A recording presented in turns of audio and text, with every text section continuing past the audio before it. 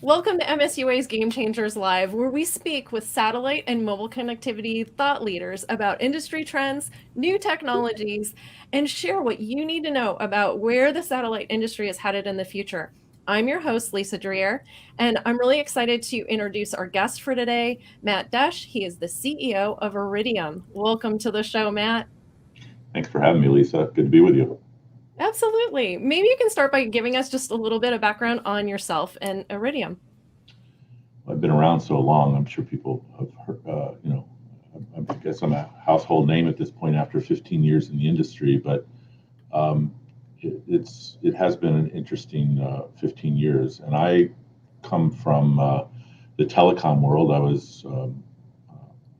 I graduated a computer science major many years ago and went into telecommunications and found myself in the very early days of mobile communications. Really back in the first generation of cellular phones, and helped build a lot of the cellular infrastructure in the world until about 2000, and then went off and did some entrepreneurial things and got the call about 15 years ago that Iridium was looking for a CEO, and I was surprised because I knew of Iridium back in the 90s. It was a groundbreaking company at the time. It was the first company to kind of commercialize low Earth orbit. Besides spy satellites before that time were about the only things that used low Earth orbit. I remember when I was the president of Nortel Networks and I was building these networks, I thought this company that Motorola was creating was crazy because it was so much money to go after something that I wasn't sure would really pay off from a business perspective. But when they called, 10 years later, I was like, this is the most brilliant network in the world. I mean, it covers the whole planet. It's in low Earth orbit. It's designed specifically for personal communications, and so I got involved. Of course, it was a sleepy industry 15 years ago. You think about it, it was mostly the fixed satellite service companies were the big players, and there was just a couple of us sort of tackling the orthodoxy. I was thinking SpaceX hadn't even launched. It actually had its first Falcon 1 launch that year, and it wasn't successful. They weren't even successful to get in space until 2009. And we think that like they've been around forever, but in fact, in the 15 years, the industry has changed dramatically. We, of course, have grown substantially. We've become a very valuable company right now, growing quite well, providing all kinds of services from maritime to aviation to personal communications, handsets and devices that people can carry around with them, to IoT, and to supplying governments of the world services. So it's been an interesting 15 years.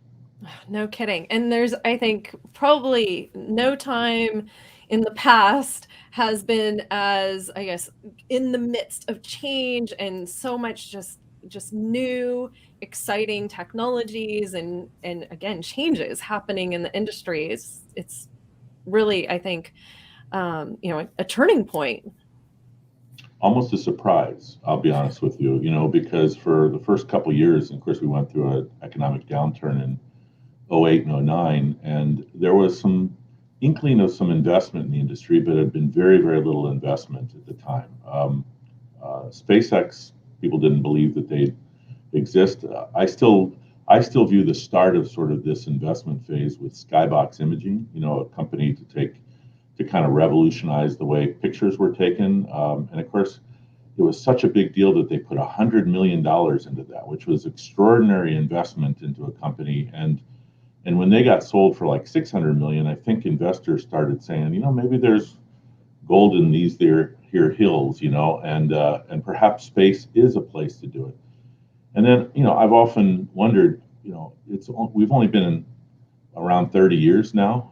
When you really think about the initial idea of Iridium was in the early 90s, we've just completed our second generation network. And so, of course, we're now reached the pinnacle of the hill and that we're generating lots of cash flow and we're quite profitable and we're quite valuable and everything. But it really took us 30 years to get there when it really comes down to it. So, the last 5 to 8 years of sort of seeing all this money pouring into the industry, going after new ideas, all the SPACs that have been sort of, and companies that basically have not even put technology in the sky yet being worth $1.5 billion when we've been spending a long time at this is sort of certainly interesting to watch and everything. And it's good. It's definitely good for the industry, and it's certainly created a lot of potential opportunity, creating a lot of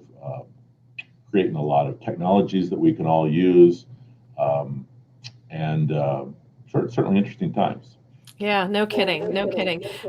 How do you find the supply chain and hiring and all of that right now? What's kind of going on there? Yeah, well, so we've had two different sort of subjects. The supply chain one specifically has been one that we're all dealing with, especially those of us who make things that use semiconductors. Anything that needs a wafer that comes out of Taiwan or TMSC probably has some little effect of some sort.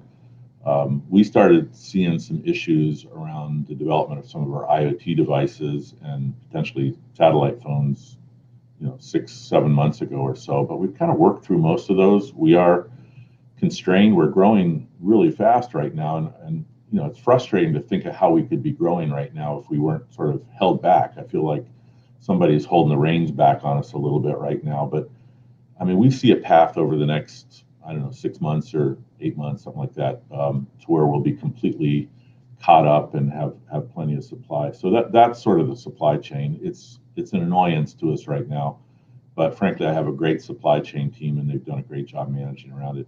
The hiring, that's a whole nother subject. Well, yes, this is interesting times, not somewhat because the industry is hot and there's a lot of people being hired, mostly because the macro environment post-pandemic has been a little uncertain. A lot of people have not re-entered the workforce. A lot of people are changing jobs and everything. So all of us are kind of, I think anybody who runs a company now, not just a satellite company, is thinking, what's the environment going to be like going forward? What's the work environment? How do we attract people who want to work in high-tech industries that we're in? We're fortunate we haven't had a lot of people want to leave us.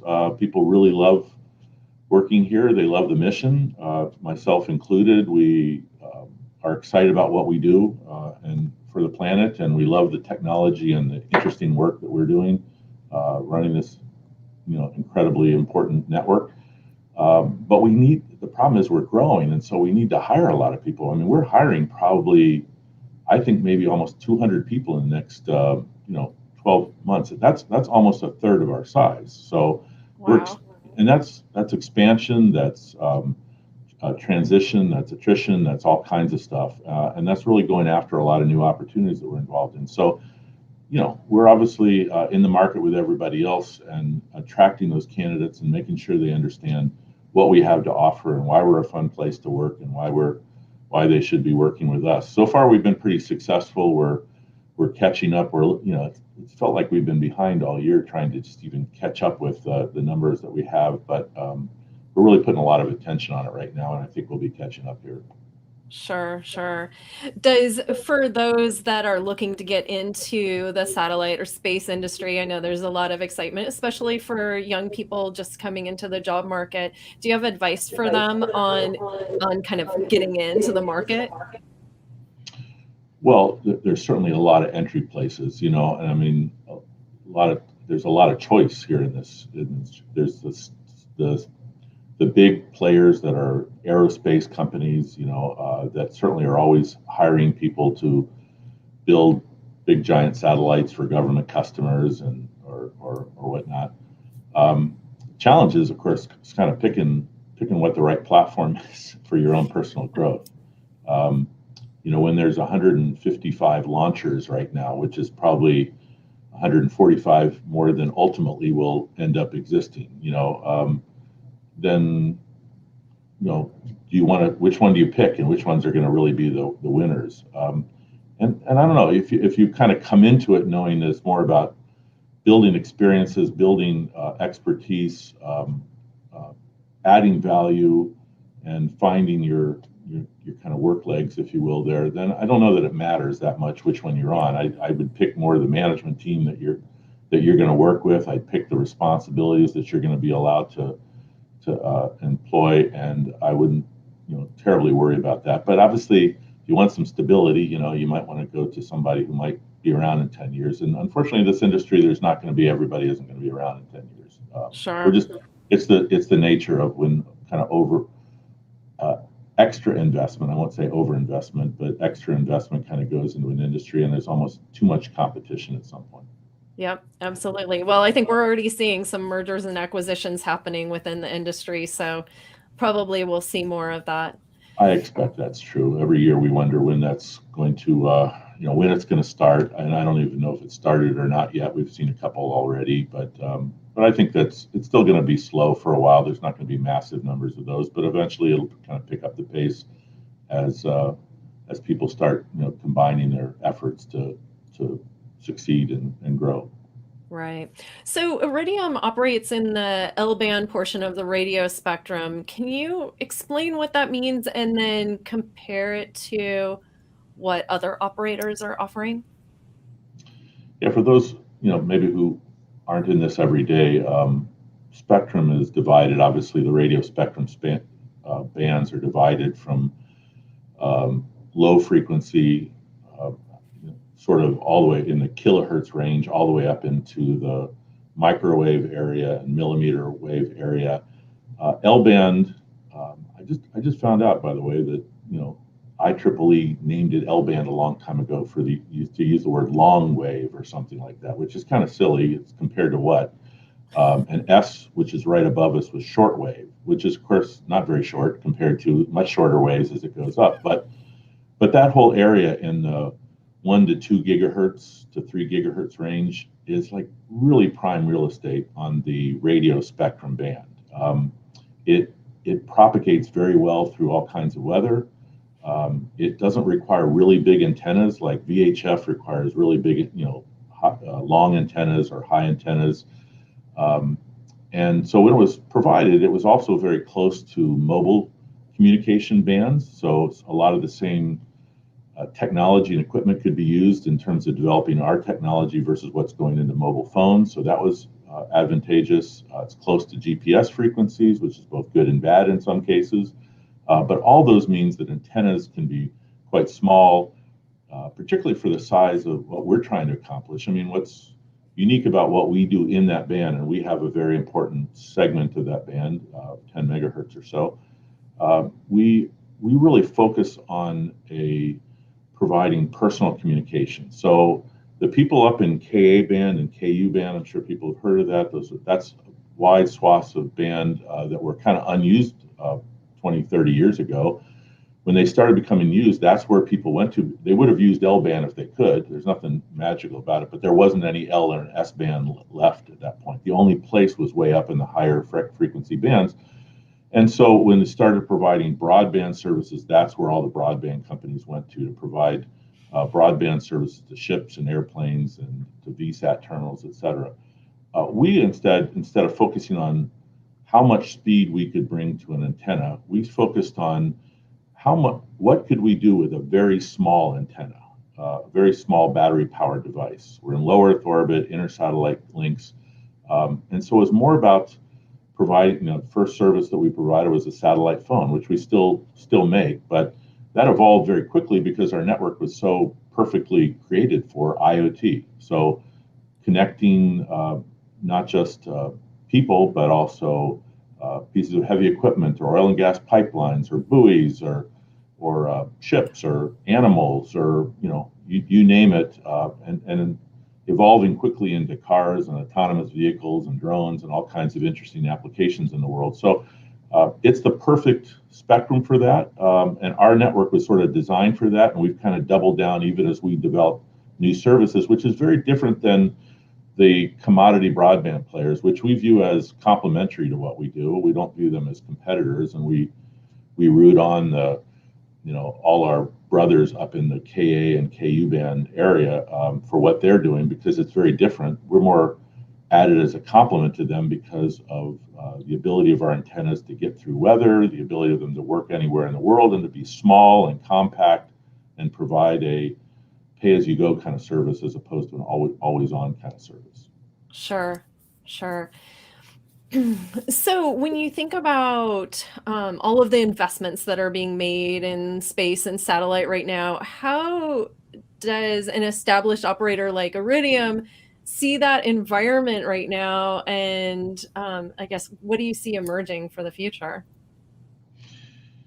Well, I'd say personally, I mean, I have to say there's a little jealousy involved, mainly because I wish it was as easy to raise money now as it was, it was very hard when when we had to raise money and build a business, and spent a lot of time kind of struggling for everything. And I guess I don't think any of us would regret sort of the effort we had to go through for so long to build an established business that was secure and resilient and focused, and that's a really important thing, to develop a whole culture and business around really doing something important and doing it well and doing it in a way that you'll last for 20 or 30 years. When we decided to raise money for our second generation network, there weren't many options open to us in 2008 and 2009. It wasn't because we were a fast growing company, but there was nothing, no companies were being invested. So we went the way of a SPAC, Special Purpose Acquisition Corporation. No one knew what that was. I mean, in fact, even the investment bankers didn't know about it. It had been around a while, but it was not an easy way of going, and it's a very expensive way of going public. Now, if it was the time now and we were raising money, we would have, we'd be worth many, many billions of dollars for very little effort compared to many others right now. So there's a little jealousy involved with sort of how easy it is these days compared to that. On the other hand, though, I mean, I really think it's kind of interesting and exciting to see all these business ideas that are being tested and put out there, that are being funded and that are going out there, and we'll see whether they're successful or not. It could be quite interesting to see what our industry is really able to do, and what we're able to accomplish, and what kind of services that we're able to create as a whole. I don't know if they'll be successful or not. There's parts of me that wonders, because I know how hard it is to develop some of the businesses that people are trying to business. But I'm definitely rooting them on. I want them to succeed. None of them seem to be well, a few of them seem to be coming really kind of after our business anyway. So they're all trying to do different things. So we're more rooting them on, and hoping that they generate and develop the kind of technologies that we can use in the future as well, which would be good for all of us. Yeah. Speaking of new technologies, I've heard some talk about potentially connecting directly to your traditional cell phones, your smartphones. Is Iridium working on anything related to that, or how's that, or what do you think about that whole concept? Yeah, so I think people have realized in the last year, based upon rumors and based upon other things, that LBand in particular, but this general area of the spectrum band is really good to connect a low Earth orbit system to cell phones, or actually consumer devices. I mean, say smartphones, but it could be any kind of consumer device of any sort. We're kind of doing it today already, using little tiny radios that are not very big, and that basically have been glued together. Or we've been on a smartphone in different kind of form factors as a sleeve, and as other ways, and as a Wi-Fi connection to allow smartphones to connect anywhere on the planet for a number of years. The idea that maybe we could take our basic air interface waveform, our protocol, our air interface, and embed it directly into a consumer device is actually, I mean, the cat's out of the bag. That's not a bad thing for a network like ours to do. So yes, we're very interested in that. We think there is a lot of value in the fact that the cell phone network only covers about 10% of the Earth's surface, roughly. And that's after many, many years, and it's not growing and expanding. It may get to 11%, but the rest of it isn't going to be connected. But notwithstanding, all of us want to be connected all the time. We want to know that. In fact, it's a little shocking sometimes when we get out of coverage, or if the phone doesn't work, life ends pretty much for most people. It wasn't that way 15 years ago, but today it is. And as a result of that, I think people will pay to stay connected in some ways. They want their cars to stay connected. They want everything associated with it to stay connected. They want to know where it is. They want to make sure it's there. They want to know what the status of it is. They want to know There's really important pieces of information that you can share that can go into all kinds of devices that maybe not everyone needs. It's more critical applications, but yeah, there's a lot of opportunity, we think, in the future in that area. Sure, sure.